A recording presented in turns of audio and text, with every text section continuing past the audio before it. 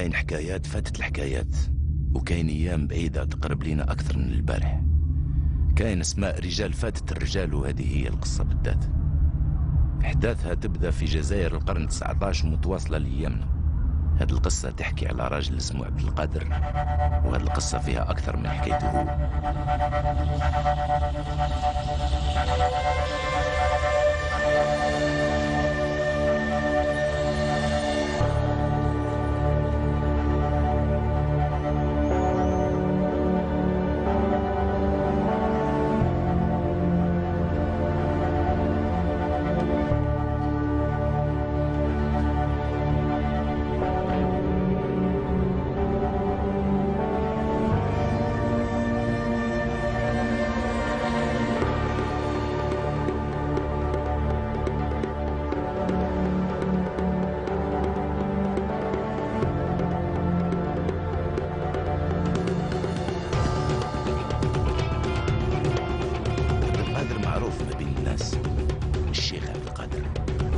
الأمير عبد القادر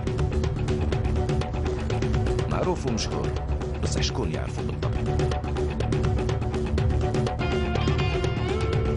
الأمير عبد القادر هو مؤسس من مؤسسين الدولة الجزائرية، كان في المقاومة الشعبية قبل ما يبدأ النضال السياسي وقبل ما تبدأ الثورة الجزائرية. الأمير عبد القادر هو مؤسس الدولة الجزائرية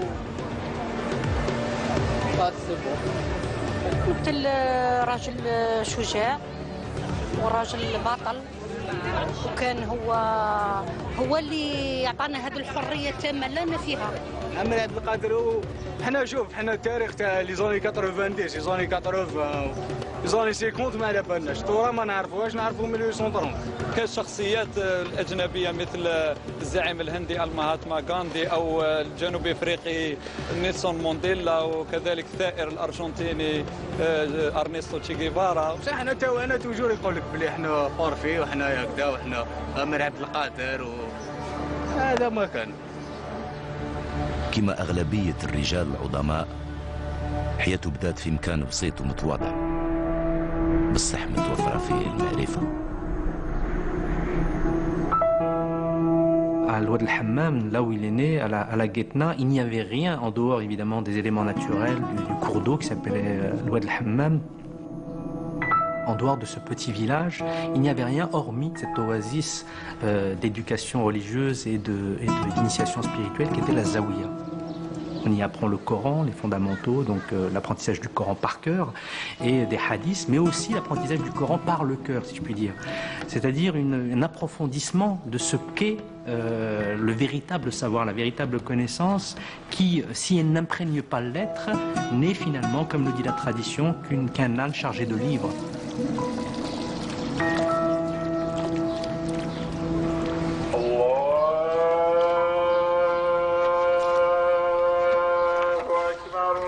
بالإيمان بدات حياة ذاك الراجل، وبين يديه ركز وحمل الإيمان ودعوة شعب كامل.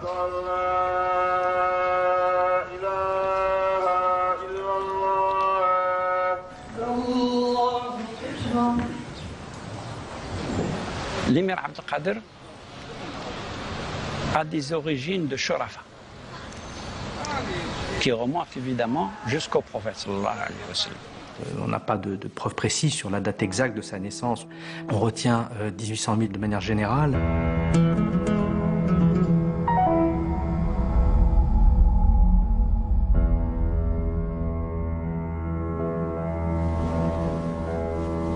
عبد القادر بن محي الدين وزهرة ولد تاريخ كبير. عبد القادر بن محي الدين بن مصطفى بن محمد بن المختار، صفحة أخرى من شجرة نسب جذورها غاطسة في أيام الإسلام الأولى. On peut imaginer qu'Abdelkader a vécu dans le giron des femmes. Le premier maître spirituel était sa mère. Sa mère faisait partie des rares femmes qui savaient lire et écrire, et on sait le miracle que c'est l'écriture dans une société où on considère le Coran comme étant une incarnation de la parole divine. Le père donc de l'émir Abdelkader, donc Sidi Mohieddine, est un muqaddam, c'est-à-dire un représentant responsable de la grande confrérie, la grande tariqa des Qadiriya. Cette confrérie soufie trouve son origine dans le cheikh Abdelkader el-Jilani vers le XVe siècle. زاوية الفيطنة قلت كانت تمثل مركز القادرية في الجزائر، وكان يأتي إليها طلبة من كل أنحاء القطر الجزائري للتعلم ولدراسة علوم القرآن والفقه والحديث وكذا. الطرق الصوفية كانت في اتصال، كانت عندها صلات روحية، خاصة صلات روحية وصلة تكامل ما بين طريقة قادرية ولا طريقة تيجانية ولا طريقة درقاوية ولا عيساوية ولا طيبية، كل هذه. Donc l'émir en tant que tel est un fils de Zawiya. هذا طعامي فأخذه الله نفع الآخرة والأولى. بسم الله الرحمن الرحيم. سبح اسم ربك الأعلى الذي خلق فسوى.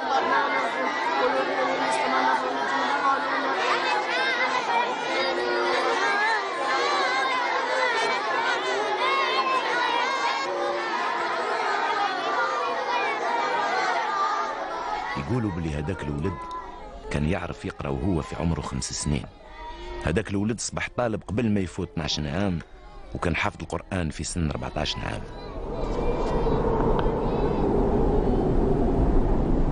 الكتب درست عبد القادر كمال السيرة، بصح تواصل تعليمه بعيد من المكاتب.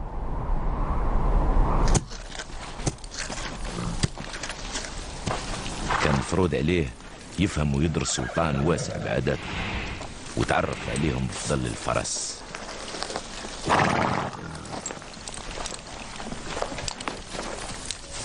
On sait que l'émir Abdelkader était un grand cavalier et on sait qu'il a toujours aimé et écrit sur ce qu'on appelle el-Fourousiya, donc l'art du cheval et l'art de la chevalerie. Indiscutablement, il y a une relation entre le cheval et une certaine élévation mystique. C'est sur son dos que le prophète est allé voir la voûte céleste. C'est pas un animal banal. الخيل فيهم الخير ومكتوب في نواصيهم الخير، والرسول صلى الله عليه وسلم يقول علموا اولادكم السباحه والرمايه وركوب الخيل، حديث الرسول. وعاود ربي يذكرهم في القران: واعدوا لهم ما استطعتم من قوه ومن رباط الخيل ترهبون به عدو الله وعدوكم. للمنطقه هذه يقولها اهل غريس، هذو اهل غريس هما اللي بروا بالامير عبد القادر وعطاوه اولادهم وعطاوه خيلهم، وما زالوا فرسان فيهم الكرام فيهم المحبه فيهم كل شيء، خاطر جايه بعيده، هذه جايه بعيده. وربي في القران قال: وجعلناكم شعوبا وقبائل لتعارفوا. شعوب هذه تعارفت بالعود، فارس هذا ودار محبه ودار معرفه ودار معالقه بين الولايات حتى بين الدول.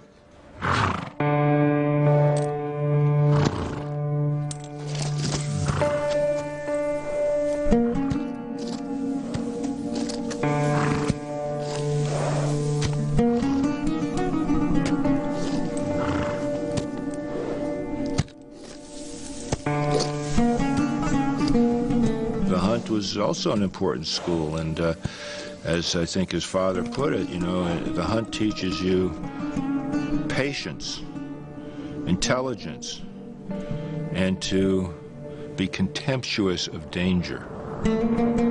To be contemptuous of danger. Very interesting, because of course in our culture all we do is make everybody terrified of everything, so you always have to be fearful.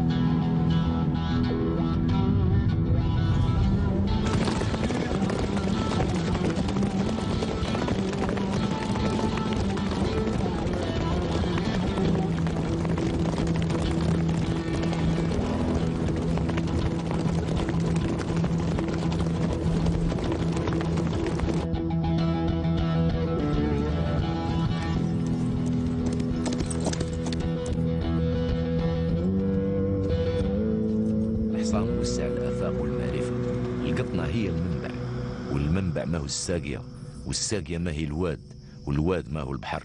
محي الدين اللي كان واعي بهذا الشيء كلف حمد بن طاهر بتربية ولده في أرزيو.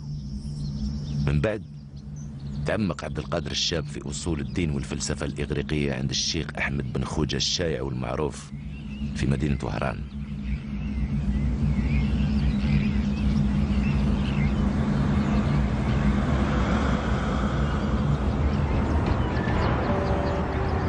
His father sends him to Iran, boarding school, hang out with the Turks.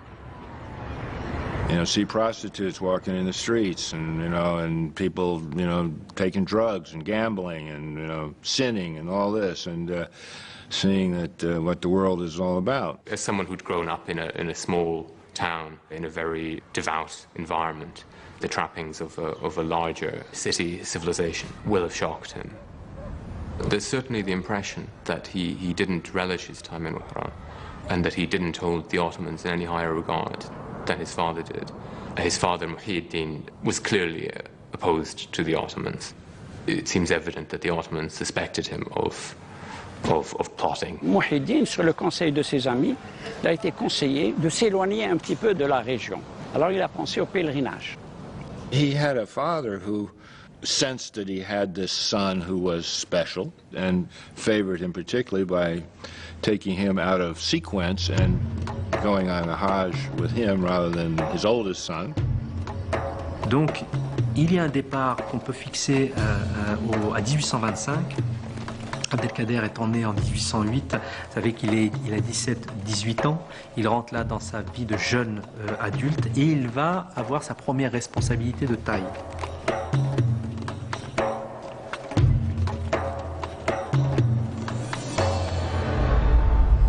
Il faut quand même imaginer le choc que ça peut être à cette époque-là, arriver à la Mecque et voir des Afghans, des Tatars, des Indiens de l'Inde, des Arabes du Yémen. Il faut imaginer de l'Afrique noire avec leur type, leur population, leur nourriture. Et ils découvrent ça, c'est-à-dire cette dimension universelle. Et là, encore une fois, il faut imaginer, il part d'un milieu très restreint et là, il arrive dans cet islam qui va lui montrer qu'effectivement, il y a une dimension universelle de l'islam.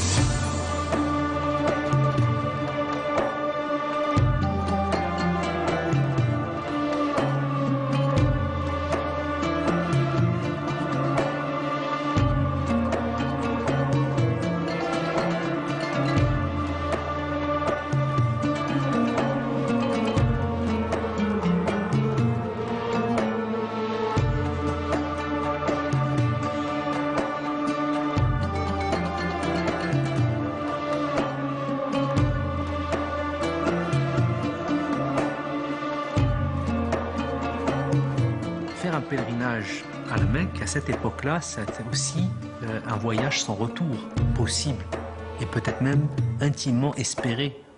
Parce que celui qui meurt sur la route en allant à la Mecque ou celui qui meurt à la Mecque elle-même, c'est la plus belle mort qui puisse arriver. Donc on ne demande pas forcément de revenir d'un tel pèlerinage, et en tout cas si on en revient, c'est d'en revenir meilleur, avec une proximité au divin plus importante, proximité à Dieu plus importante. It was at the same time a way of being out from under Ottoman control and observation, a way of making contacts, which has traditionally always been one of the great functions of the pilgrimage. People meet from all over the world and be conversing, exchanging stories, exchanging ideas, and sometimes perhaps forming alliances of one sort or another. وفي حجه الأول كذلك في مصر استوقفه شيء وهو إصلاحات محمد علي باشا. ومحمد علي باشا رغم أنه كان والي عثماني على مصر، يعني تابع للسلطة العثمانية على مصر، إلا أنه أراد أن يستقل بمصر وجعل من مصر دولة حديثة قوية مركزية اقتصاديا وسياسيا وعسكريا وحضاريا وغير ذلك، نظرا للإصلاحات التي قام بها محمد علي باشا. هذه الإصلاحات كلها أعجب بها الأمير عبد القادر. بعد ما حج تزوج عبد القادر بخير. هذا السفر في بعاد روحانيته وداه لأعماق الأوطان العربية ومنه خدا معرفة كبيرة. بصح ما كانش عارف باللي سلسلة أحداث بعيدة عليه كانت رايحة تبدل له المصير حتى الأخير.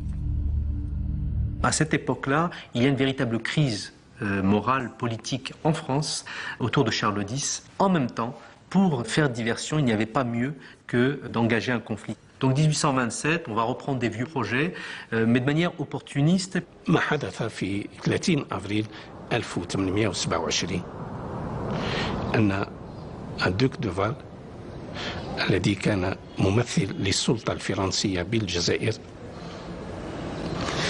استعمل الحيل لدفع الداي حسين للغضب. جملة ما قاله للداي حسين لما سأله عن ما مصير الديون التي لم تقدمها فرنسا للجزائر، جوابه كان قاسيا، فغضب الداي حسين وأشار بمروحته إلى الباب ليطرده أخرج.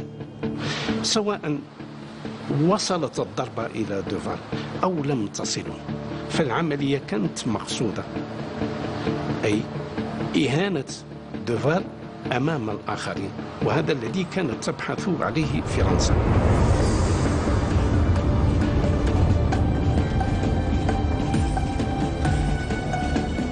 Donc 1830, les troupes françaises débarquent dans la baie d'Alger à Sidi Frodj, Sidi Ferruch, du nom d'un saint, et puis la prise d'Alger après négociation avec le Daï Hussein le 5 juillet 1830. Mais ce qu'il faut savoir, c'est que quand les Français débarquent à Alger, ils savent que c'est pour racheter l'honneur du consul et à travers lui de la France, mais ils ne savent pas beaucoup plus. Et les troupes n'ont pas été préparées. Cette conquête commence très mal. Ça va être un coup d'effroi. Donc on va voir des exactions, des viols, des vols, profanation de tombes, transformation de mosquées en écuries, enfin bref, des choses qui vont choquer les populations. Et là on comprend qu'on a affaire à un nouvel envahisseur. Sauf que entre le départ de la flotte et la prise d'Alger, le pouvoir va chuter en France. Quand Louis-Philippe arrive au pouvoir, il hérite de Charles X d'un fardeau qui est Alger. Ça ne l'aurait pas dérangé de se retirer. En même temps, politiquement, il ne peut pas, parce que ce serait d'une certaine manière reculé. Donc, en attendant, on va placer des garnisons dans les principales villes du littoral. Et c'est au début 31 qu'une garnison française s'installe dans la ville d'Oran. Donc la menace se fait plus proche. طاح بالك الغرب في وهران ومن تلمسان طلعت ندوة للمغرب بتطالب السلطان عبد الرحمن باش يتوكل الحكم في غياب السلطة، لكن ضغط الفرنسيين حتم عليه الانسحاب. زادت تلمسان ندوة جديدة، بصح هذه المرة كانت متوجهة لراجل متدين ومقدر عند كل قبائل الغرب. Donc on demande à Sidi Mahiedine, donc le Mokaddem de la Zaouïa, donc le père d'Abdelkader, de se mettre à la tête, et lui refuse, mais en proposant une solution. Il dit: je suis trop âgé, je ne peux pas accepter, je vous propose le meilleur de moi-même. Bien qu'il n'ait jamais eu d'ambition politique, l'émir Abdelkader présentait un certain profil qui pouvait le propulser à la tête du pays. Sa droiture, sa noblesse de lignée, son jeune âge, ses titres de Taleb et de Hafiz, et son courage par lequel il s'était illustré lors d'une des premières batailles qui s'était déroulée dans la ville d'Oran, notamment la bataille de Kharqan-Etah, où il défia les balles de l'ennemi pour recueillir la dépouille de son neveu et lui donner une digne sépulture.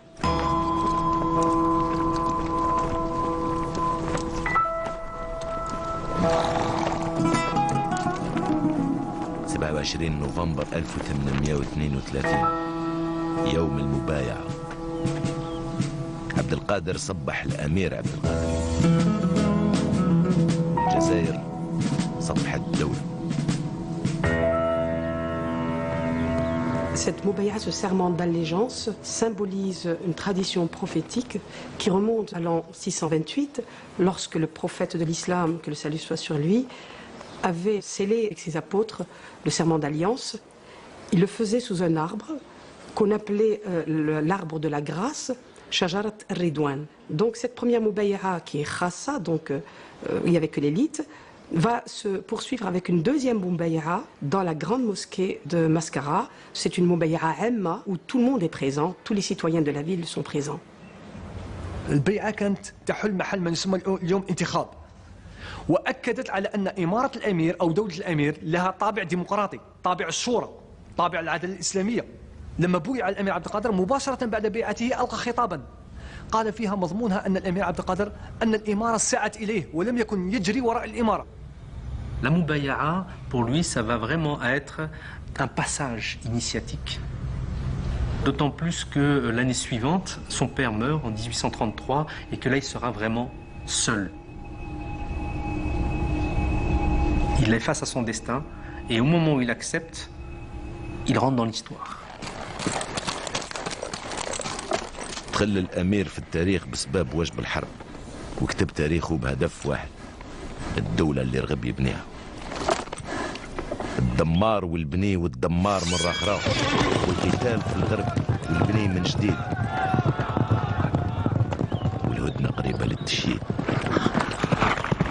ما الذي أدى بالاعتراف الأول وإمضاء معاهدة ديميشال في 34 هي عملية أن ديميشال كان صحيحا يوجد بوهران لكن لا يملك أي شيء خارج وهران. السلطة الفعلية لقوات الأمير عبد القادر في المنطقة كلها. ورقة مقسومة على زوج لغات، نصها بالفرنسية والنص الثاني بالعربية، زوج توقيعات وبعدهم الهدنة. هذا الخطاب يرسم إقليم بقبيله تحت سلطة الأمير. بصح قداش تدوم الهدنة؟ ولا واحد من الطرفين كان يظن أن هذه المعاهدة هي توقف الحرب النهائي. لماذا قبل هذه المعاهدة؟ أولا لأن السلطة الفرنسية اعترفت بالأمير، وأن الأمير كان الممثل الشرعي والوحيد لأغلب إن لم أقل لكل الجزائريين. إذا وذلك الأمير اغتنم هذه الفرصة فترة الهدنة هذه أو هذه الفترة القصيرة لكي يجعل تنظيم دولة. يعني أنشأ دولة بمعنى الكلمة، يعني معسكر كانت عاصمة لها مؤسساتها. أنا بخصوص المباني الحكومية للأمير عبد القادر من بينها يعني مقر القيادة ما زال قائم إلى حد الآن، وأيضا محكمة الأمير عبد القادر.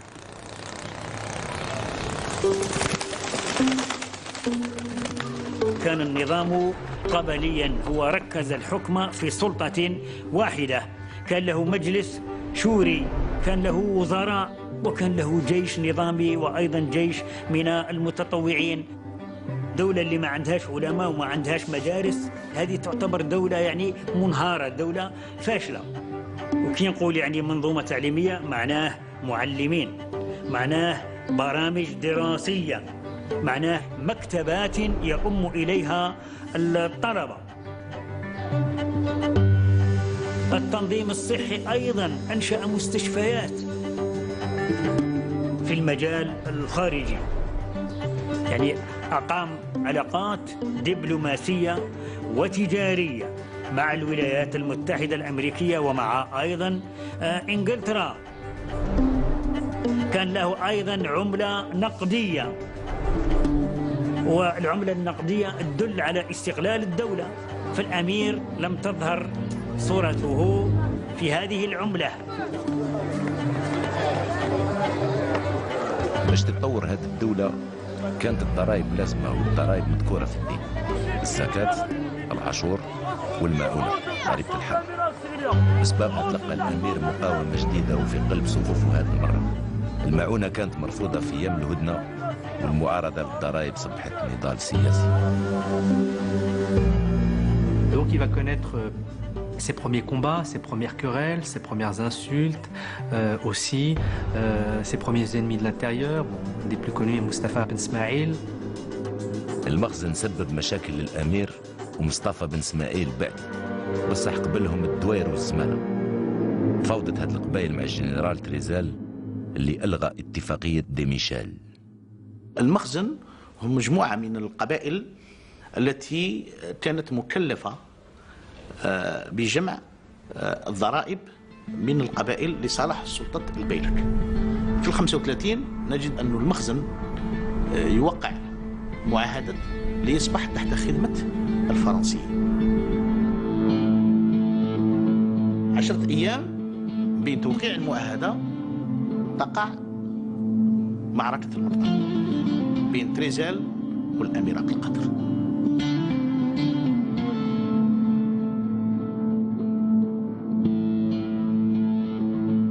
المقطع: نصر الأمير يكلف تريزال منصبه في الجزائر، والنصر يكلف الأمير ثمن غالي. الجنرال كلوزال ومعاه ولد الملك الدوك دورليون توعدوا عليه بالعداوة.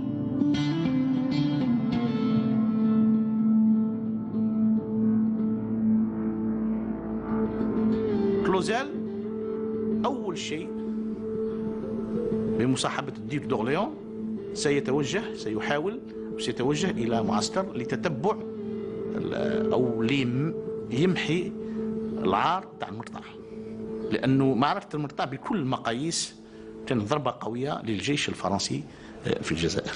في عام 1835 يعني غزت فرنسا معسكر يعني واستولت عليها لمدة 3 أيام، فقضوا عليها وشردوا أهلها، هدمت هذه المدينة.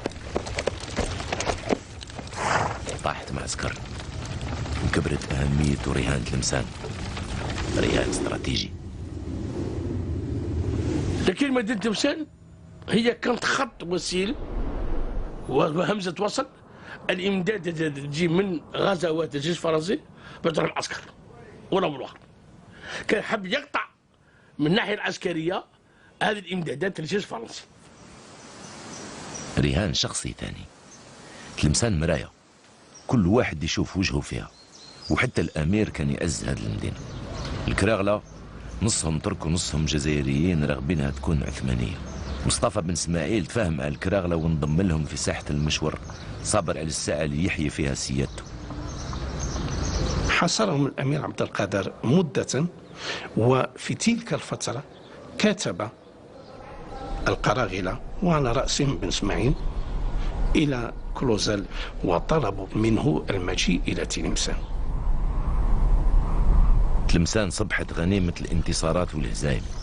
انتصار معركة التافنة، هزيمة معركة السكاك اللي انتصر فيها راجل سكندكرة الجزائريين الجنرال بيجو. لكن تلمسان رجعت للأمير، وبيجو عدو البارح والغد طلب هدنة، معاهدة التافنة. Le jour du traité de la Tafna, du 30 mai 1837, les premières paroles de l'émir quand il a rencontré Bugeaud, c'était « Je suis venu prendre Tlemcen ». Et effectivement, il a pu avoir Tlemcen, c'était symbolique.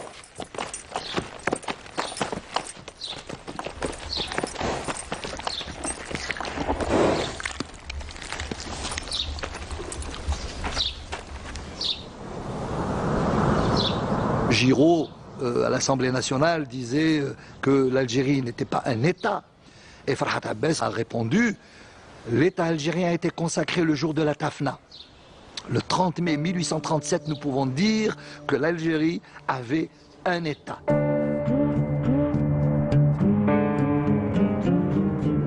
هذه المعاهدة أعطت للأمير مدينة تلمسان وأكثر، 30 من البلاد ومسؤولية تنظيم الدولة من جديد.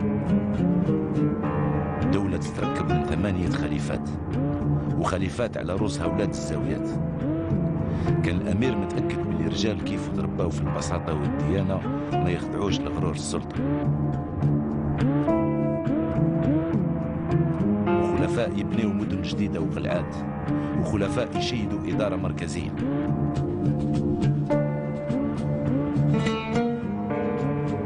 بلاد تعيش ميلاد جديد بصناعة طالعة، وما تنساش بلي الحرب راجع بلا شك.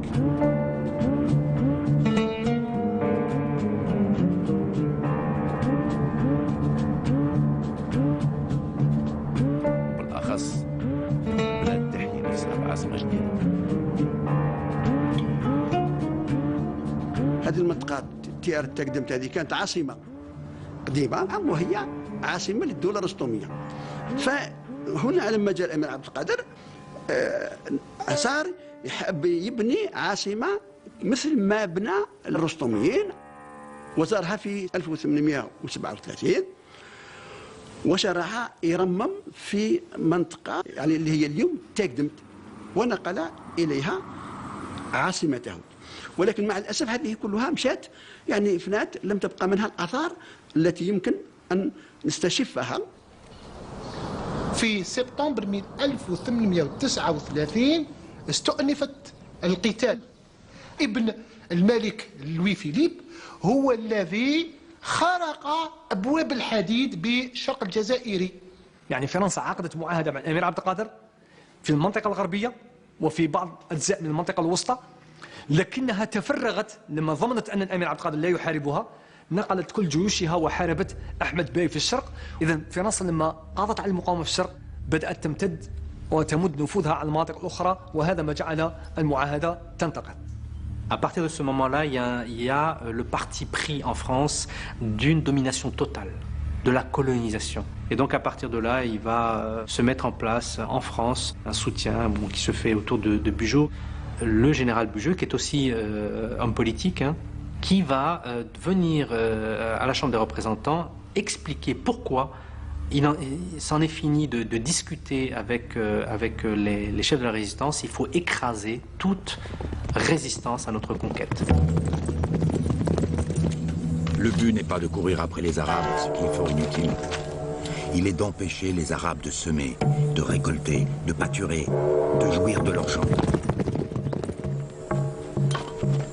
Allez tous les ans brûler leurs récoltes, ou bien exterminez-les jusqu'au dernier.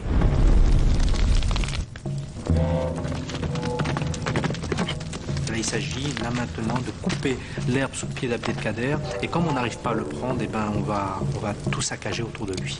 Et donc la nomination de Bugeaud comme gouverneur général de l'Algérie et j'allais dire les pleins pouvoirs.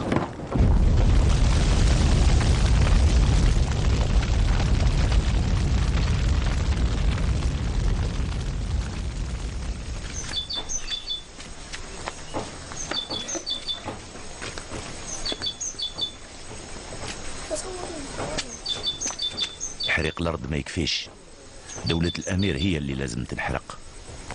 تهدمت تقدمت في ماي 1841 وهكذا فنات عاصمة الأمير الثانية. العاصمة الثالثة كان لازم تكون أقصى من الحجر. واش اللي أقصى من الفكرة؟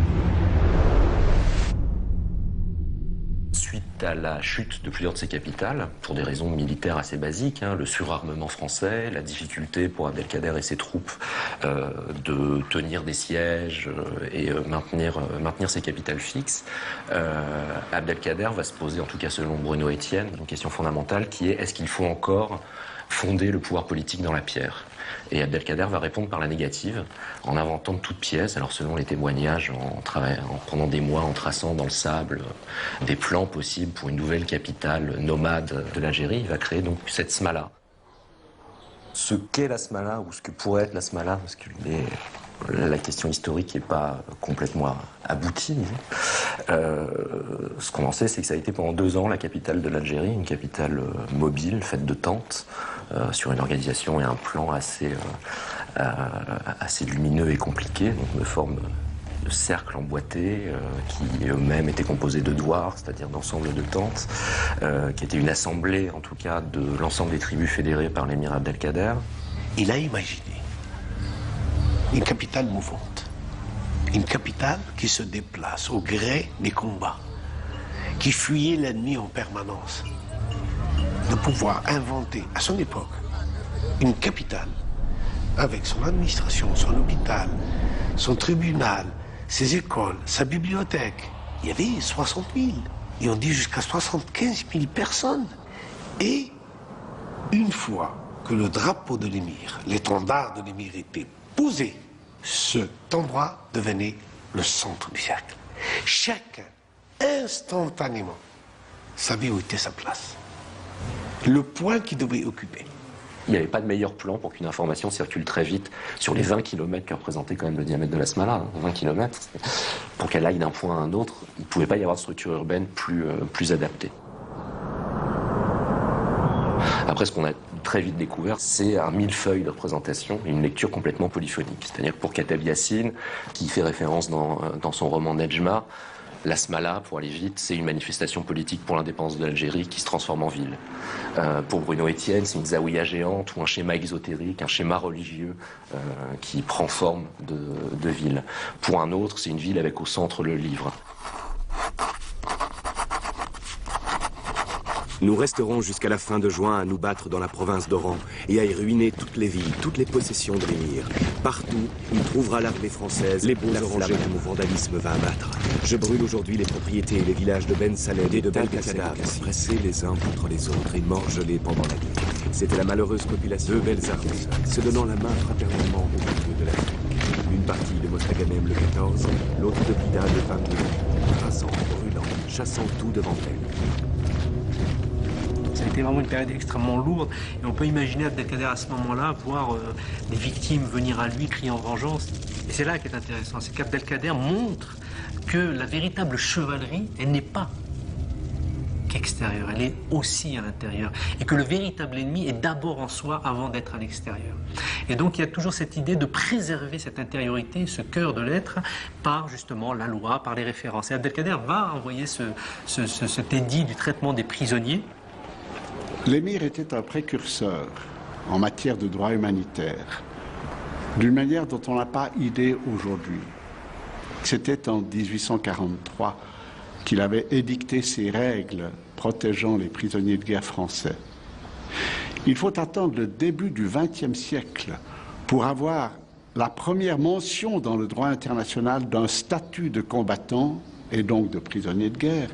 Et il faut attendre 1929 pour avoir, pour la première fois, une convention de Genève, la troisième en l'occurrence, qui protège les prisonniers de guerre.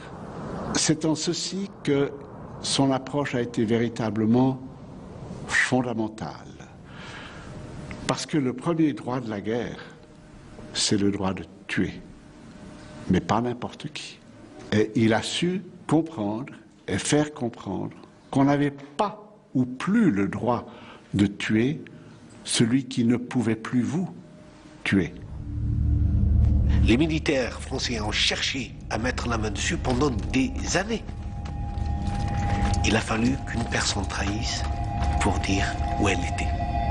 C'est un peu par hasard d'ailleurs que le duc d'Aumale, sur un renseignement, va tomber sur la Smala plus qu'il ne la poursuit et la trouve. C'est un pur hasard. C'est parce que l'armée était au loin que la petite troupe du duc d'Aumale, trouvant un camp essentiellement habité par des femmes, des enfants et des vieillards, où Abdelkader n'était pas là, qu'il a pu y avoir cette bousculade et cette sorte de victoire sur personne en vérité. La monarchie de Juillet a été, sur le plan de la communication, finalement très très forte. Enfin, la prise de la Smala a été une extraordinaire exploitation médiatique, avec ce tableau d'Horace Vernet qui fait 8 mètres de long. Il y a des lithographies, des gravures qui ont été faites. Donc tout ça a été très reproduit. La Smala, c'est aussi une ville détruite par des hommes en uniforme.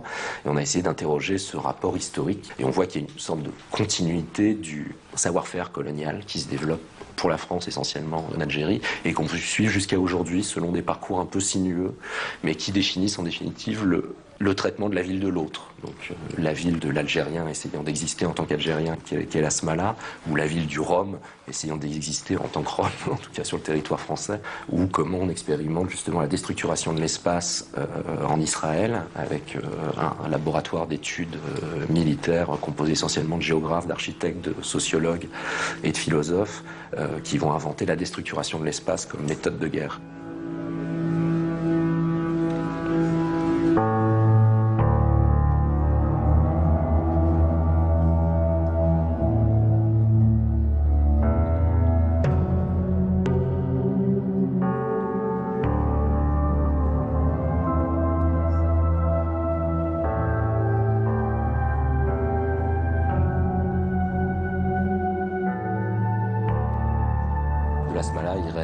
Essentiellement un plan dessiné sous la dictée d'un prisonnier par le duc d'Aumale, avec au centre la tente de l'émir, le triangle qui représente le fameux trésor d'Abdelkader qui a donné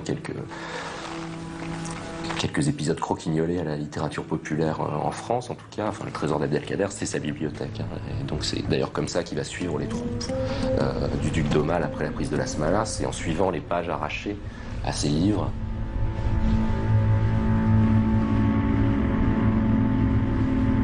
الوراق بداهم الريح، عاصمة طاحت مرة أخرى، البلاد تلهب بالهيب.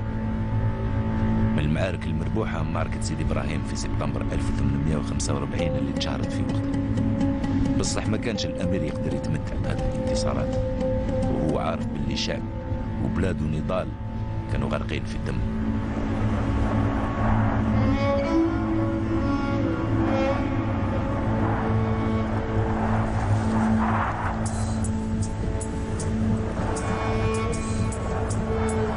Après la destruction de Las Malas, c'est-à-dire en 1843, les choses sont plus difficiles et à ce moment-là, ce qu'il utilise comme camp retranché, c'est le Maroc.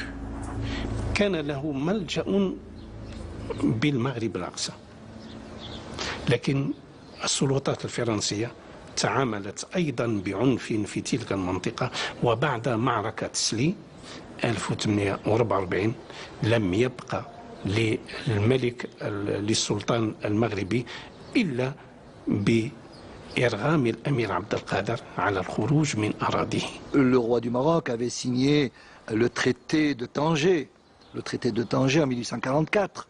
Ensuite, le traité de la Lamarnia qui disait que l'émir était hors la loi.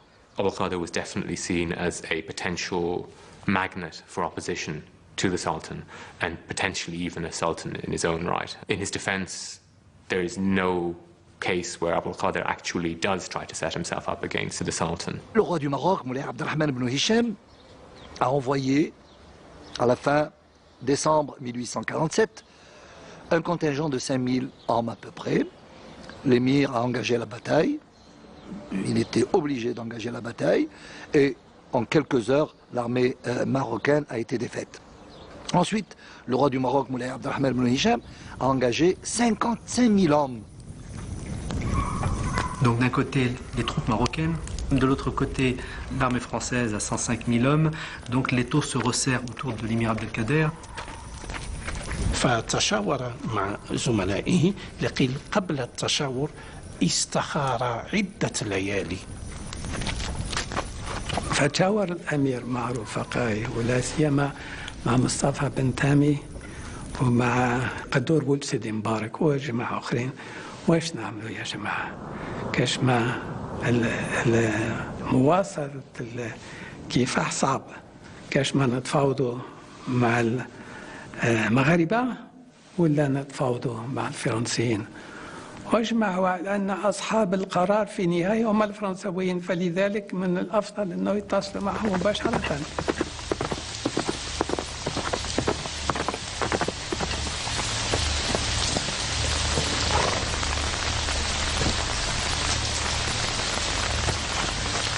L'émir avait remis une feuille de papier sur laquelle il avait apposé son cachet et sur laquelle le vent, la pluie et la nuit l'avaient empêché de rien écrire. Il m'était impossible d'écrire pour la même raison qui s'était opposée à ce que l'émir put le faire. Et de plus, je n'avais pas mon cachet. Je remis mon sabre et le cachet du commandant Bazel.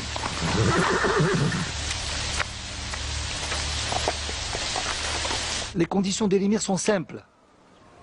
Je voudrais me rendre à Saint-Jean-d'Acre ou à Alexandrie.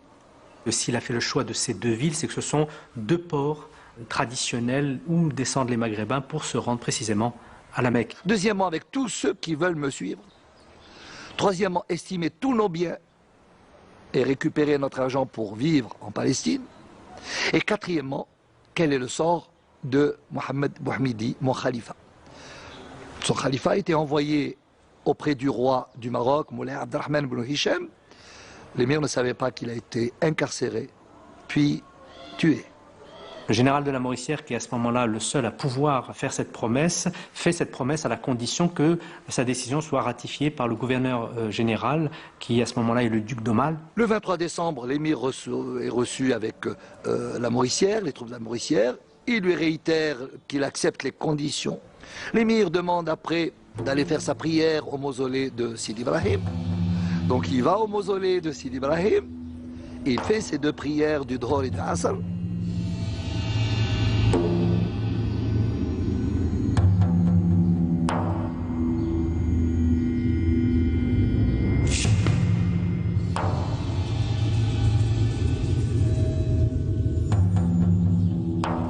Ils vont ensuite à Ghazawat et il passera la nuit dans la maison du commandant d'armes.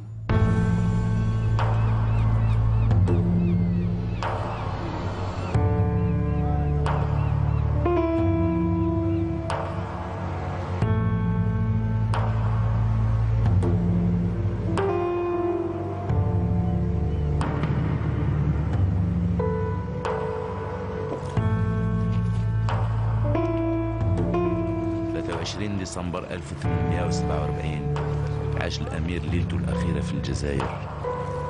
لقى الدوك دومال في مرسى الغزوات يوم 24 ديسمبر وقرر المصير باش ما يكونش بيجو آخر من شاف الأمير وهو يغادر بلاده. 3 شهور من قبل خلفوا ولد الملك المنصب حاكم عام. من غزوات راح الأمير المرسى الكبير وركب على متن الأصمودي متأكد باللي كان مسافر في اتجاه الشرق.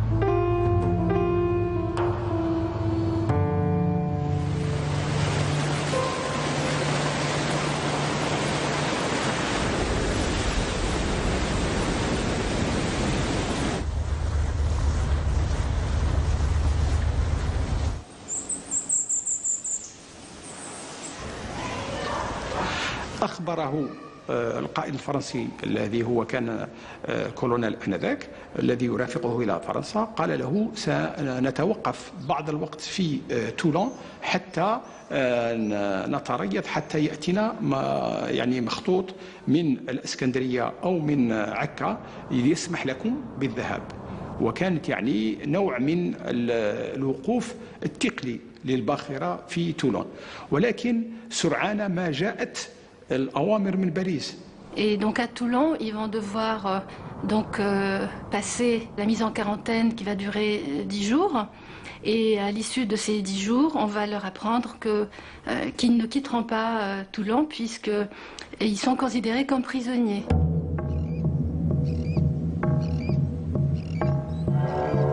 كان الحرب مصيبة وزمان المصايب زاد دام عوام. الأمير ورفاقه ظنوا باللي كانوا متجهين للشرق وصبحوا رهاين كذبة فرنسا. النواوي بقاو مجموعين وفرقوهم، هجروهم الفوق مع البوسكي في جزيرة سانت مارغريت. وفي نفس الوقت قبضوا الأمير وقرابه وسجنوهم في فور لامالغ بمدينة تولون. ففي فور لامالغ الحالة السكنية كانت كارثية بحيث زاره كثير من الناس، ولعل أحسن من كتب عن هذا هو الأديب اللي هو من تولون شارل بونسي. La première chose que nous remarquâmes en traversant les corridors sombres du fort nous attrista profondément. C'étaient les logettes qui servaient d'appartements aux femmes et qui, malpropres, obscures et humides, n'avaient d'autre porte pour protéger leurs hôtes qu'un sale et grossier rideau de toile.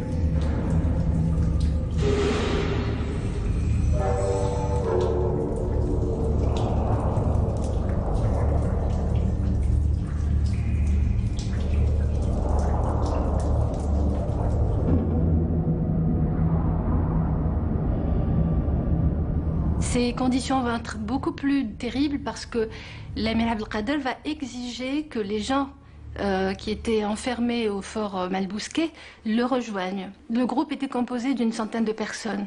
Donc il y avait à peu près une trentaine de femmes, une quinzaine d'enfants. Les autres étaient des hommes et ils vont se retrouver tous enfermés dans un espace très réduit. أن في الأول فرنسا لم تكن تعرف ماذا تفعل بهذا الشخص، أين تضعه، سيما وأن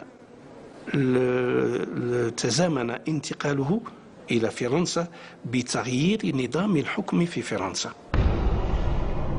المسجون سجن الحارس. شعار ثورة 1848 كان الحرية، المساواة والأخوة، وكانت نفس الحرية بالذات اللي طالب بها الأمير. الحارس يتمنى من المسجون أنه يوالف سجنه فرنسا رغبت توصل لقبول الأمير بالشي اللي عطاته في عوض ما تمد للأمير الشي اللي كان راغب فيه. Domas était un grand officier qui parlait arabe. Il a rempli ses fonctions de responsable des affaires arabes sans problème. Et quand est arrivé 1948, le gouvernement lui a demandé de s'occuper d'Abdelkader et d'essayer de le convaincre d'accepter de rester en France. Domas va très loin.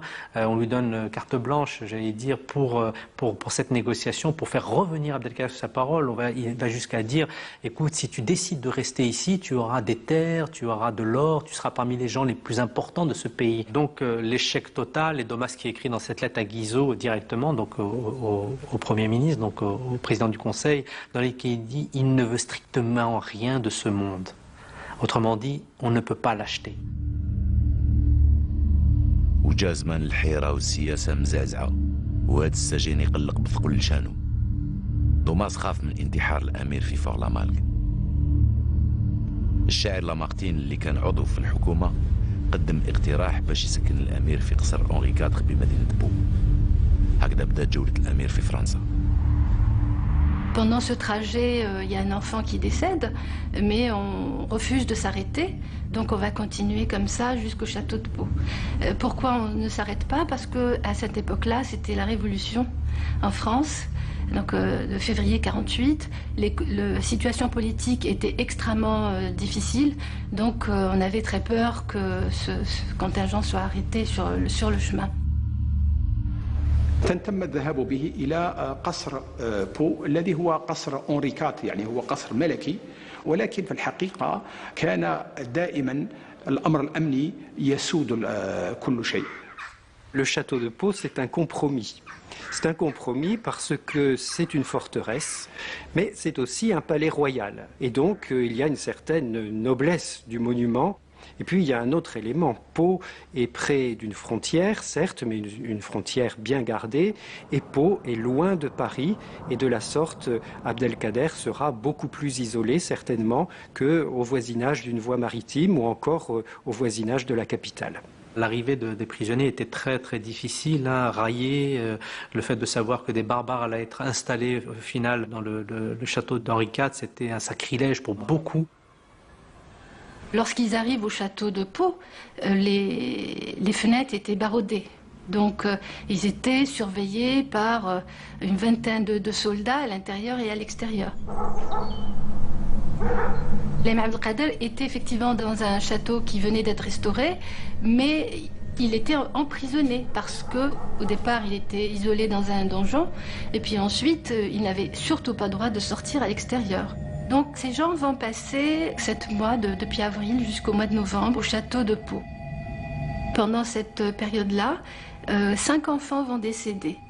Ces morts répétées d'enfants, et cette prise de conscience d'ailleurs de la part des Palois qu'il y a des deuils qui ont attristé ce séjour et faute de pouvoir naturellement y porter remède, la ville de Pau, c'est une petite consolation qui paraît presque dérisoire, concède une part du cimetière à Abdelkader et à sa famille.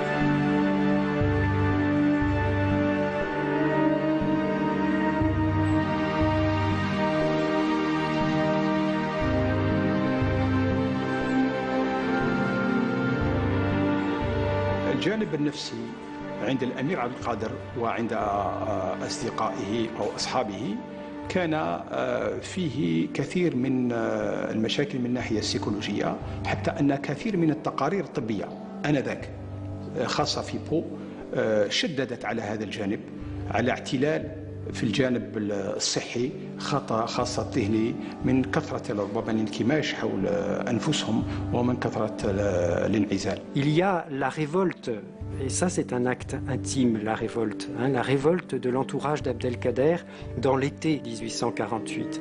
On n'en peut plus. Il y a des morts, les jours s'égrènent et rien ne vient. Et le désespoir grignote en quelque sorte les consciences.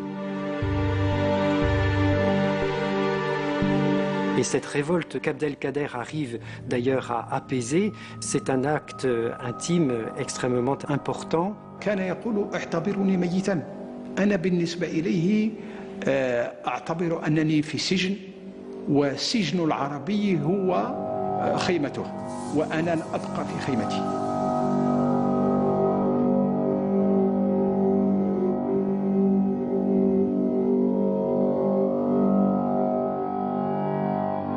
Le directeur du château, donc le capitaine Boissonnet, qui était à une époque directeur d'un bureau arabe, donc connaissait très bien la société algérienne et c'était un arabophone.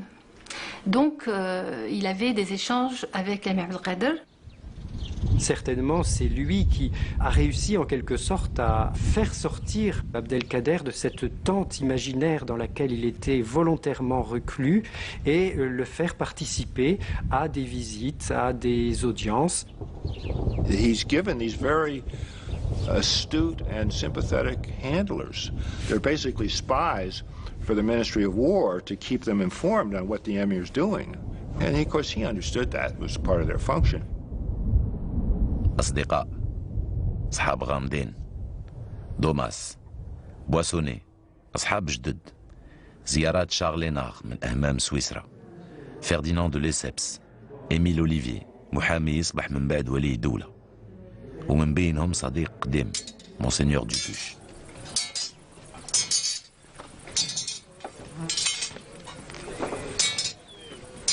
هذه الصداقة بدات أعوام من قبل، من عطف الأمير ومونسينيور دوبوش للأسرى المقبولين من الجهتين.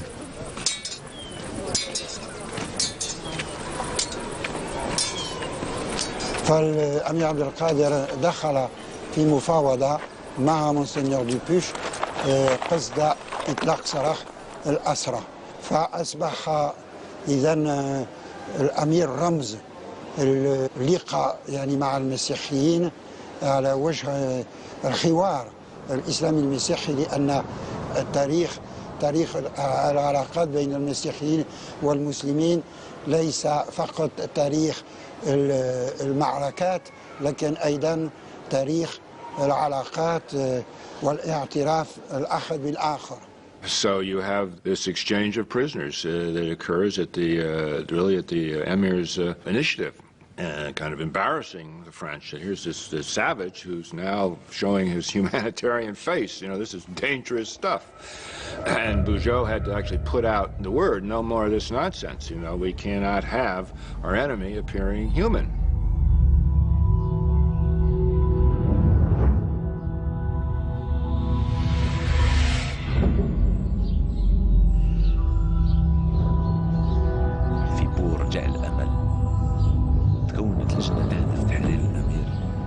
زيارة مونسينيور دوبوش كانت رمز برهان تشجيعه وصداقته، لكن من باريس طلع كلام على تحويله لمكان معزول بعيد من الحدود، قصر أمبواز. بصح الأمل عنيد.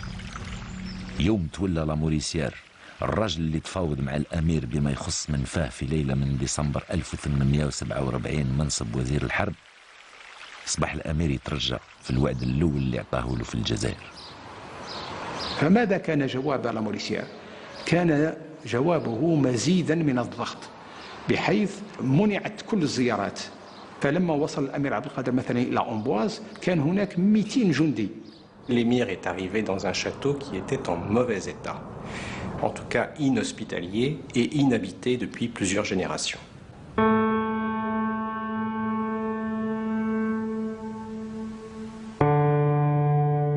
Les femmes n'avaient pas droit d'être vues par les hommes. C'est-à-dire qu'il y avait un double emprisonnement pour elles.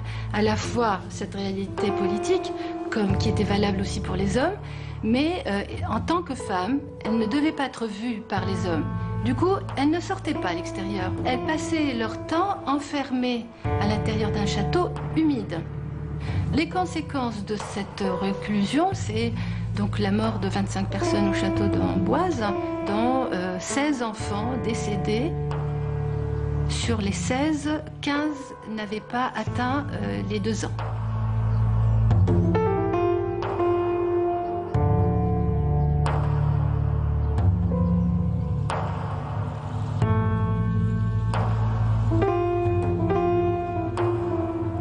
C'est une période à la fois douloureuse, difficile, et en même temps, sur un autre plan, c'est aussi une retraite, d'une certaine manière spirituelle, où l'homme, Abdelkader, qui pendant des années a occupé un poste important, donc a été imprégné, j'allais dire, dans ses gènes par le pouvoir, va se voir dépouillé petit à petit de toute cette prétention au pouvoir temporel, et au final, donc ces 5 années de captivité vont être une renonciation, mais dans le détail, douloureuse, chirurgicale, à tout instinct de pouvoir. والأمير يرى أو أعتقد أن الأمير سمى المرحلة الأولى بمرحلة الجهاد الأصغر لما كان يقاوم في الفرنسيين. أصبح في المرحلة الثانية مرحلة الجهاد الأكبر، والجهاد الأكبر هو جهاد النفس، وهو الذي اتجهه الأمير عبد القادر. اتجه إلى الدين، إلى التأليف، إلى العلم، إلى التصوف، إلى الزهد، إلى غير ذلك. الزمان طار وتقلب. راجل دولة في المنفى يتخلى على عادات الحكم، والمنفي القديم يتولى الحكم والدولة. لوي نابليون بونابرت يصبح رئيس في ديسمبر 1848 ويبدأ يخطط ويحضر مستقبله، مستقبل فرنسا ومستقبل الجزائر اللي ولات إقليم فرنسي في ذاك العام. عند الأمير الجزائر صبحت ذكرى. Et l'année 49-50 vont être des années terribles. Terribles. Même Abdelkader est touché. Lui qui était robuste commence à avoir des maladies très difficiles. Abdelkader se refuse de sortir, considérant qu'on ne demande pas à un prisonnier ce qui lui plairait.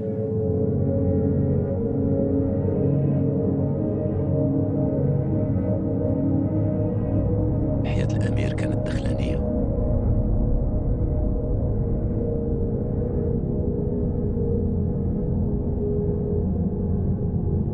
ما بين الحيوط، داخل عائلته، داخل إيمانه، داخل نفسه بالذات.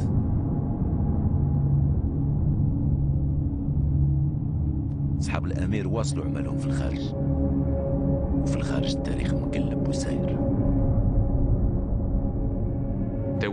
There was a sort of party of Abdelkader in France and in Britain, in which, for instance, the Marquis of Londonderry was very involved with people like d'Orsay and Barbotin and people like that in France who were very anxious to have him released. And there were threats to scandalize the public by revealing, look what was promised, and look what has happened. Et puis, au bout de 2 ans, on sent que les circonstances changent. Je pense que l'émir, qui est en relation avec un certain nombre de personnes à l'extérieur, perçoit aussi que les idées basculent plutôt dans son camp. Et puis le 2 décembre 1851, coup d'État. Louis-Napoléon Bonaparte gagne le bras de fer contre l'opposition et contre le Parlement.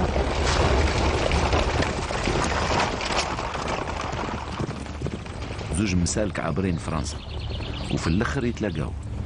مسلك الامير وجماعته مسجونين من تولون امبواز، ومسلك الامير الرئيس المنتخب اللي رايح ضد راي جنرالاته يتوقف في امبواز.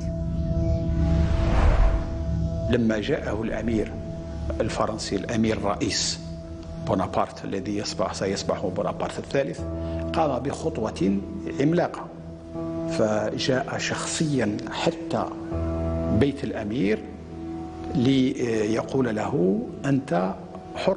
Initially, of course, the first announcement that Abdelkader would be released was made at Amboise, but it was arranged that he and a small number of his entourage would travel up to Paris and would be presented in person.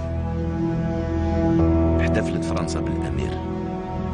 نابليون III استقبلوا بالحفلات، في النهار لا مادلين وفي الليل لوبيرا. تشريف باريس وعجائبها.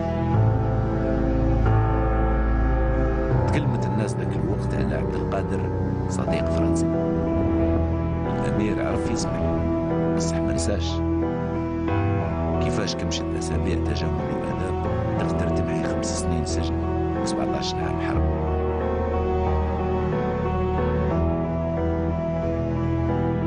Recevant à Saint-Cloud, en l'invitant à la remise des aigles. Enfin, il y a toute une cérémonie, si vous voulez, une façon de traiter l'émir qui est tout à fait extraordinaire. Enfin, on lui fait visiter Paris, il est reçu. Donc je pense que là, le Napoléon III a utilisé l'émir pour sa gloire, enfin, et sa légitimité.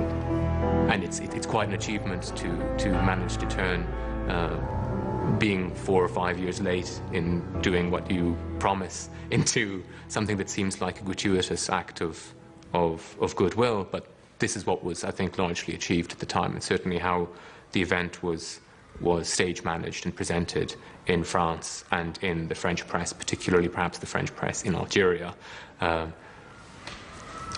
Abdelkader, through his eventual release, was repurposed as a symbol of Algerian acceptance of French rule. En décembre 1852, après donc une période passée à Paris, les préparatifs descendent par la Saône puis le Rhône jusqu'à Lyon, et ensuite après Lyon arrive à Marseille. Et ce qui est intéressant, c'est que Charles Hénard va le rejoindre et va témoigner de ce voyage d'Abdelkader sur le bateau parisien numéro 1 jusqu'à Marseille, raconte comment Abdelkader n'a qu'une hâte. Alors que les journaux disent Abdelkader aime la France et il a beaucoup aimé ceci, cela, il n'a qu'une hâte, c'est de quitter la France et de enfin retrouver sa liberté.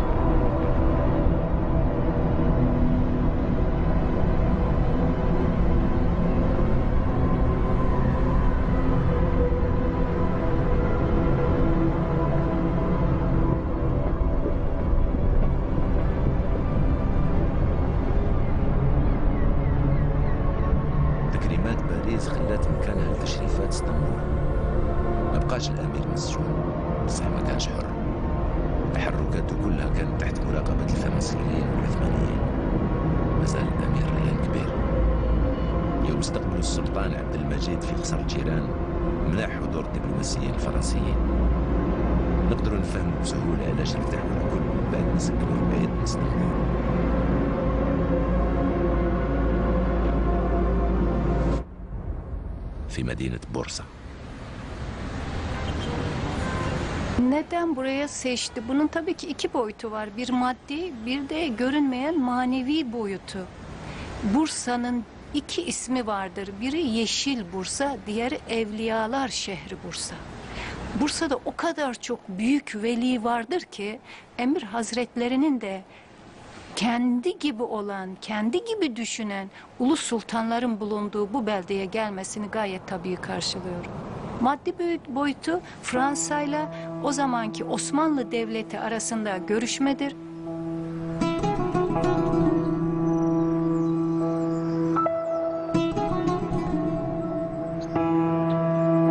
بورصة رجوع للأرض والأصل. أرض إسلام، أرض فلاحة، أرض مزارع الأمير، وبخصوص أرض خصبة بالمعرفة. وحتى يطهر ذاته من 5 أعوام أسر منابع بورصة وحماماتها، وخاتم المنابع وأهمها مصدر لمصادر الاجتهاد الروحي.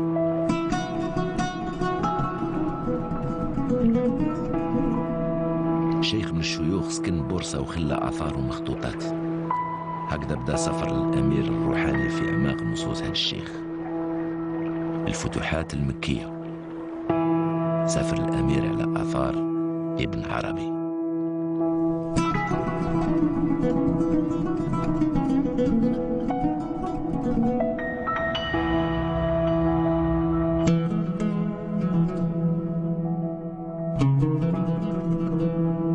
الشيخ ابن عربي هو الشيخ الأكبر كما يسمونه، وحتى الأمير عبد القادر كان يسميه بهذا الاسم، وكان يطلق عليه اسم إمام العارفين. وحتى بعض الكتابات أو بعض الشخصيات من المتصوفة يقولون عن الشيخ ابن عربي بأنه خاتم الأولياء. Ibn Arabi, ce grand maître qui est mort en 1240, est celui qui va formuler de manière décisive la doctrine métaphysique du soufisme. Dès son séjour en fait à Bursa, donc à Brousse en Turquie, où sont conservés des manuscrits essentiels, notamment des Futuhat al-Mekkiyya, donc d'Ibn Arabi, il va devenir pour ce qu'on appelle un des héritiers akbariens, le Warith al-Akbari, c'est-à-dire il est de ces êtres qui ont les clés de la compréhension de l'œuvre d'Ibn Arabi. Ce n'est pas donné à tout le monde et pas à tous les soufis. Ibn Arabi, il n'est pas un écrivain, ni un auteur, ni un visionnaire communautariste, ni d'un peuple, ni d'un lieu. Il est un homme qui part d'un lieu, qui est l'Andalousie, où il est né, à Murcia, et qui va nous donner une quête énorme à travers l'humain et à travers le monothéisme pour dire que ce message des trois religions monothéistes, il devrait faire le bonheur de l'homme. Alors aujourd'hui, plus que jamais, je pense, c'est très important parce que on dirait que toutes ces leçons ont servi à pas grand-chose.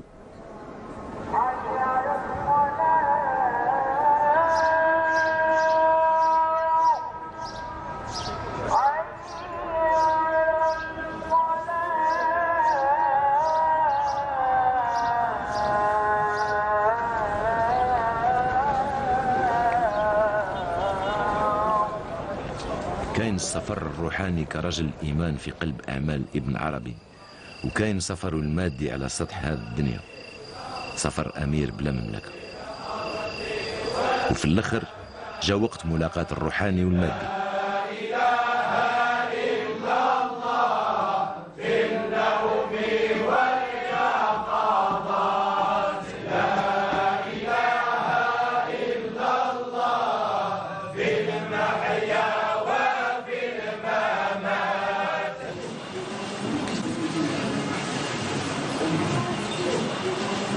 الله أكبر. الله أكبر.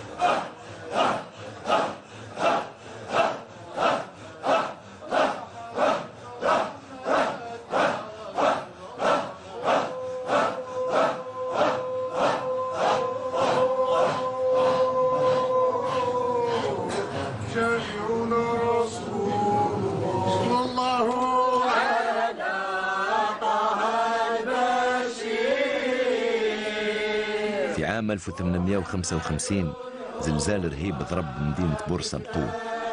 كان هذا الزلزال سباب ولا حجة الأمير باش يودع المدينة. هكذا تواصل سفر عبد القادر، رحلة بدات عام 1847 فرضتها الظروف والحواجز، وفي عام 1855 تحولت هذه الرحلة إلى سفر على خطوات ابن عربي. مقصده المدينة اللي عاش فيها الشيخ واللي كان فيها مدفون، دمشق.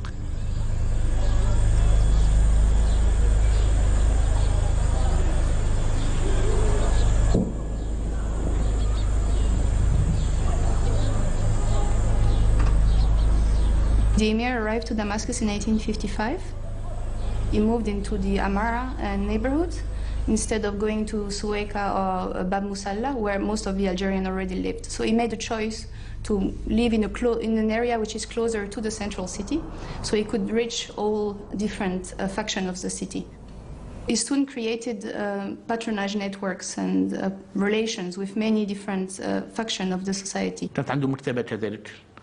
مكتبته في دمشق كانت من المكتبات الرائدة وزاخرة بالكتب والمخطوطات، وكان أعيان دمشق خاصة من العلماء والقضاة والفقهاء وحتى القناصلة الأجانب في دمشق كانوا يقصدون هذه المكتبة نتاعو اطلاع على الكتب النادرة التي كان يجمعها الأمير عبد القادر.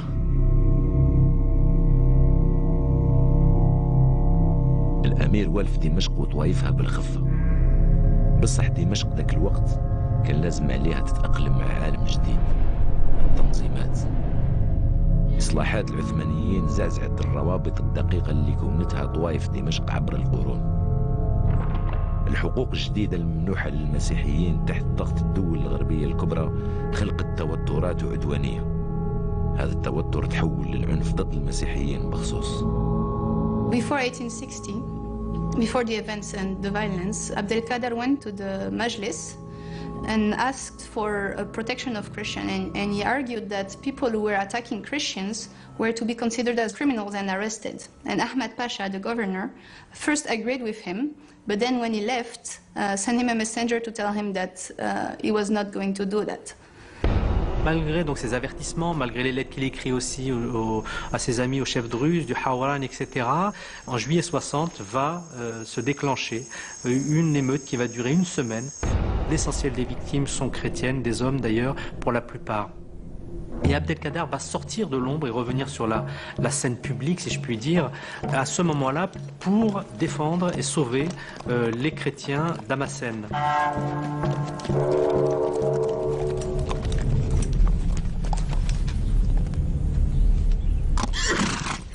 The way he did it was by organizing a militia, essentially. It was very much Abdel Qadir and the Algerians who were protecting the Christians of Damascus.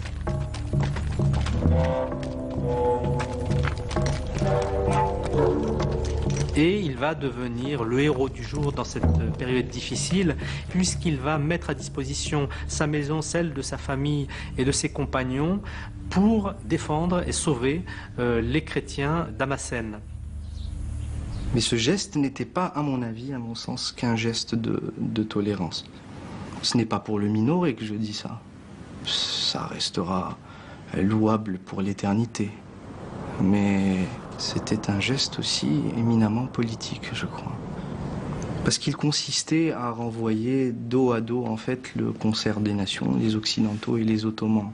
He received the Concordant of the Legion of Honor, of course, from France. He received the first-class Majidiyya, the newly created equivalent from the Ottoman court. Il a suscité donc l'admiration du monde entier. De toutes parts, il avait des lettres de remerciements qui étaient accompagnées de cadeaux, notamment le président des États-Unis, Abraham Lincoln, la reine Victoria, le tsar de Russie, jusqu'au Vatican.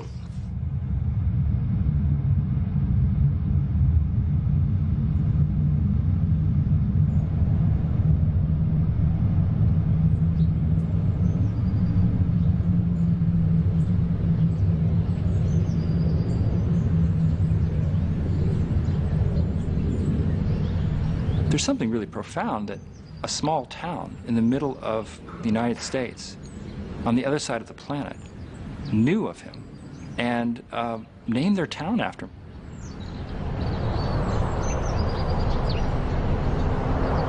You know, we have worldwide a history of people, great people, Gandhi, Nelson Mandela, Martin Luther King. These are people who were able to bridge, to create community, create a movement, to create understanding. I was born and raised in El Kader. Our town was actually founded in 1846 by an attorney from Dubuque. So Timothy Davis was given the task of naming that community. And he very much admired Emir Abdul Qadir, who was an Arab freedom fighter from Algeria. Emir Abdul Qadir came to light to us in Al-Qaeda with John Kaiser's book. So once I became acquainted with John, and we were talking about how can we get the message out about Emir Abdul Qadir, and we decided that working with youth was probably the first direction we should take. So John established the Abdul Qadir Essay Contest in Al-Qaeda, Iowa. We have found that through the essays, the students really did learn a lot by studying Emir Abdul Qadir's life.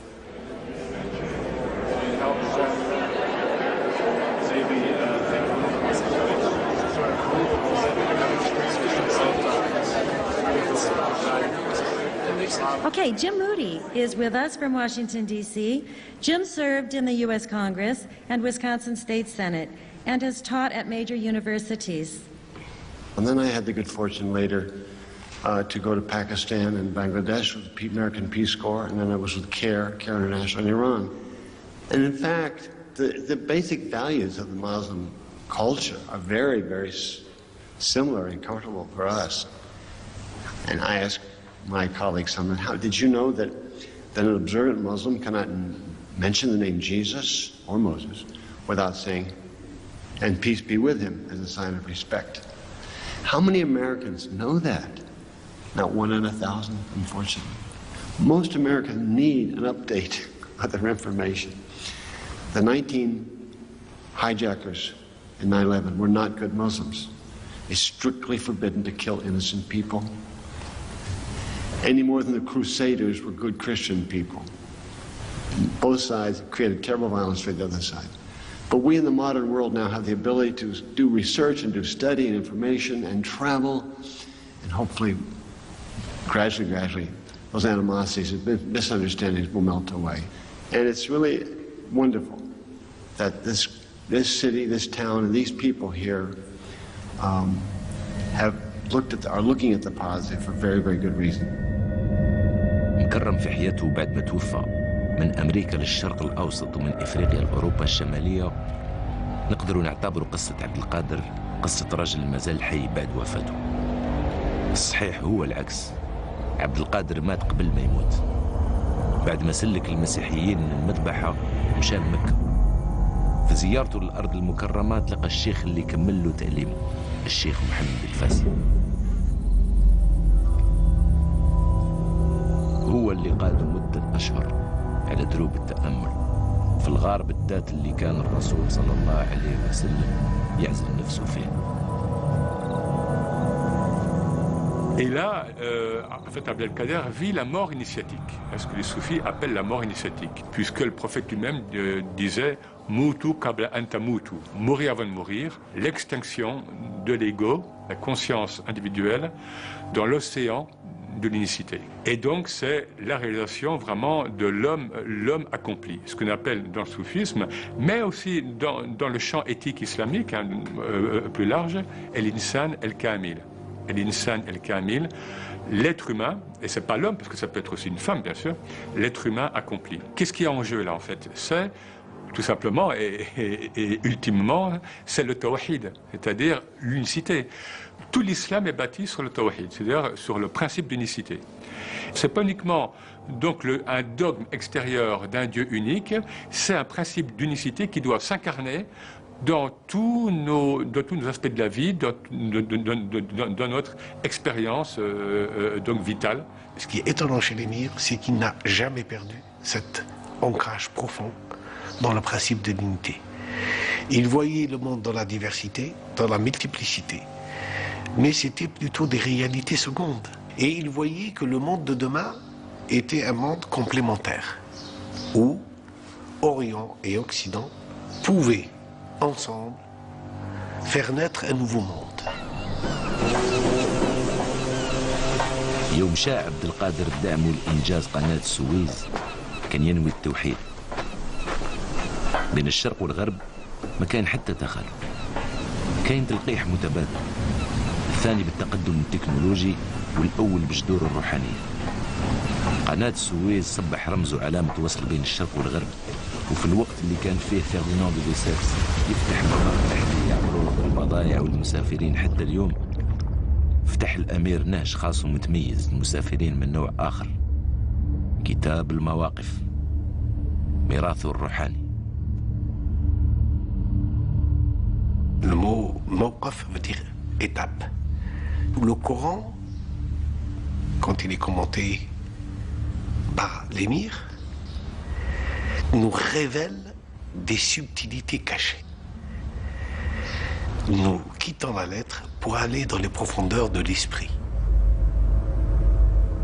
والمواقف هي عبارة عن محطات بين كل مقام ومقام. هو كتاب ديني، كتاب فلسفي، كتاب للتصوف، كتبه الأمير عبد القادر بطبيعة الحال في حوالي 368 على ما أعتقد موقفا، وكتبه الأمير ليبين فيه إما شرح آيات قرآنية أو تفسير أحاديث شريفة للرسول صلى الله عليه وسلم. وهذا الكتاب كان له دور كبير، بين اتجاه الأمير عبد القادر في التصوف. L'émir décline à partir de tel verset, de tel hadith, tout un enseignement. Mais dans cet enseignement donc, de théologie mystique, il y a des flashs. Il y a des flashs et il y a des interférences personnelles. Donc il va nous faire part de ces raptes extatiques qu'il a connus et qui vont confirmer, infirmer tel ou tel enseignement.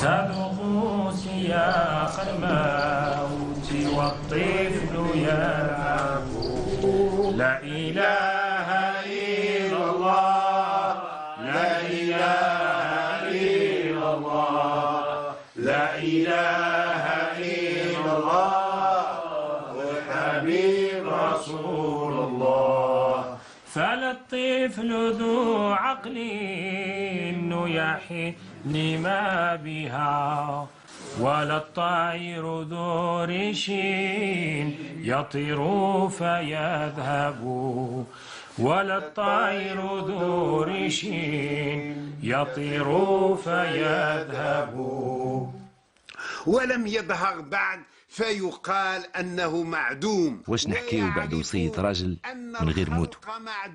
واش نحكيو بعد كتاب المواقف من غير حكاية الموقف الأبدي؟ من عادات المؤرخين أن يتكلموا على مكان وتاريخ وفاة كل رجل عظيم. الظاهر أن عبد القادر ما يتسجل لا في تاريخ، لا في مكان، لا في حياته ولا في موته.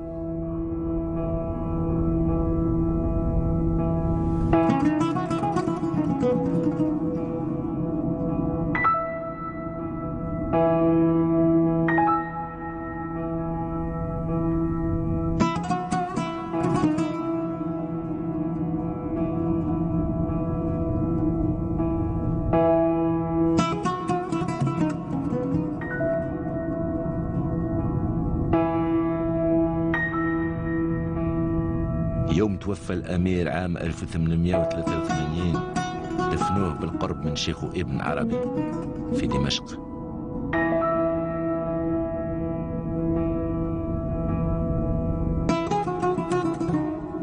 وفي عام 1966 رجعت الجثة نتاعو للجزائر، قبرين لرجل واحد. On sait qu'Abdelkader avait eu quelques problèmes cardiaques d'après les journaux de l'époque et il va expirer, rendre le dernier souffle, curieusement, dans la nuit du vendredi au samedi 25-26 mai à minuit. Et Abdelkader est précisément l'être de l'entre-deux. البعض من الناس يشوفوا في قصة عبد القادر نضال مؤسس للدولة الجزائرية العصرية. من ناحية تاريخ الجزائر ليست نهاية، أنها كانت البداية. أصل عبد القادر ما زال من تحتي. لماذا؟ هي سلسلة تاريخية شرعية من الأمير عبد القادر إلى أول نوفمبر 1954. آخرين قراوا بين سطور هذه القصة باحثين على اللي باطن. La plupart des écrits qui concernent l'émir Abdelkader consistent à développer une exceptionnalité Abdelkader Et je crois que le but de ce discours était justement d'octroyer une respectabilité à un individu unique, seul, et que l'octroi de cette respectabilité, de cette exceptionnalité, dépossédait la collectivité de toute personnalité, de toute forme d'exception. Une légende qui se forge après coup, mais qui en même temps est plausible. On passe de l'histoire à la légende très très facilement parce que précisément, même le personnage lui-même rend crédible la légende et interroge l'histoire. وآخرين فهموها كرسالة من الماضي ترسم المستقبل. What the emir expressed in the mid-19th century was essentially a kind of a Vatican II Muslim spirit in which our Catholic Church, after 2,000 years in 1965, finally recognized that maybe Christianity doesn't own God. Amazing. Only took them 2,000 years. And the emir essentially says the same thing 100 years before Vatican II, and he expresses it in a very nice way. Whatever the different religions, different communities believe, the Christians, the Jews, the Muslims, the Zoroastrians, the polytheists, the Sabaeans, God is that, but more. And whatever the prophets, the saints, and the angels say, God is that, and more. No one of his creatures knows God in his entirety. Each of us knows and worships God in some ways and ignorant in other ways. No one is an infidel in all the ways relating to God. There is no error in this world except in a relative way. We're all wrong. Nobody gets God. أنا حق، أنا خلق، أنا رب، أنا عبد. أنا عرش، أنا فرش، وجحيم، أنا خلد. أنا ماء، أنا نار، وهواء، أنا صلد. أنا كم، أنا كيف، أنا وجد، أنا فقد. أنا ذات، أنا وصف، أنا قرب، أنا بعد. كل كون ذاك كوني. أنا وحدي، أنا فرد. 100 مرقاش راسمين صورة واحدة. تقدر هذه الحكاية ما تكونش قصة عبد القادر، هذه قصة المتعدد اللي ذاته وحده.